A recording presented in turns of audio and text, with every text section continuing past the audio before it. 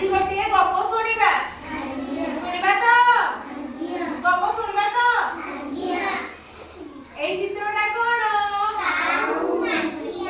କାଉ ମାଠିଆ ନେଇକି ଆଜି ଆମେ ଚତୁର କାଉ ବିଷୟରେ ଜାଣିବା। ହେଲା? ମୁଁ ଗପଟି କହୁଛି ତମେ ଶୁଣ। ହେଲା? ଖରା ଦିନ ହୋଇଥାଏ। ତୁମେ ଖାଲି ଶୁଣ। ହେଲା? ମୁଁ ଯେତେବେଳେ ପଚାରିବି କହିବ। ଖରା ଦିନ ହୋଇଥାଏ। ହେଲା? ନଈ ନାଳ କୂଅ ପୋଖରୀ ସବୁ ଶୁଖି ଯାଇଥାଏ। ଏତେ ଖରା ଯେ ନଈ ନାଳ କୂଅ ପୋଖରୀ ସବୁ ଶୁଖି ଯାଇଥାଏ। ଦିନ ଦ୍ୱିପ୍ରହରେ ଗୋଟେ କୁଆଟା ଉଡୁଥାଏ ଆକାଶରେ। ହେଲା? ତାକୁ ବହୁତ ଶୋଷ ଲାଗିଲାଣି ସେତେବେଳକୁ। ସେ କଣ କରିବ? ଦେଖିଲା ସବୁଆଡେ ନଈ ନାଳ ପୋଖରୀ ସବୁ ଶୁଖି ଯାଇଛି। ସେ ପାଣି ପିଇବା ପାଇଁ ଖାଲି ବ୍ୟାକୁଳ ହେଇଯାଉଥାଏ। ହେଲା ନା?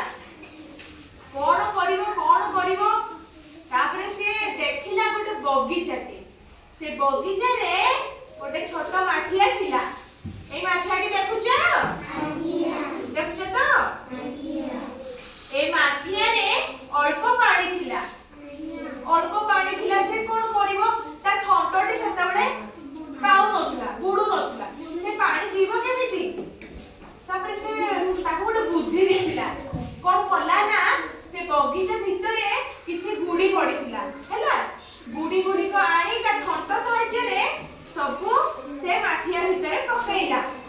ମାଠିଆ ଭିତରେ ଯେତେବେଳେ ପକେଇଲା, ପାଣିଟା ଧୀରେ ଧୀରେ ଉପରକୁ ଉଠିଗଲା।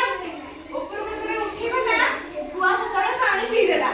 ପାଣି ପିଇ ଦେଇକି ଅତି ଆନନ୍ଦରେ ଉଡିକି ପଳେଇଲା। ଆମେ ଏଇ ଗପରୁ କଣ ଶିଖିବା ଜାଣିଛ ନା? ଯଦି ବୁଦ୍ଧି ଥିବ ତାହେଲେ ଆମେ ସବୁ କାର୍ଯ୍ୟ କରିପାରିବା। ହେଲା କି? ଭଲ ଲାଗିଲା ଗପଟା?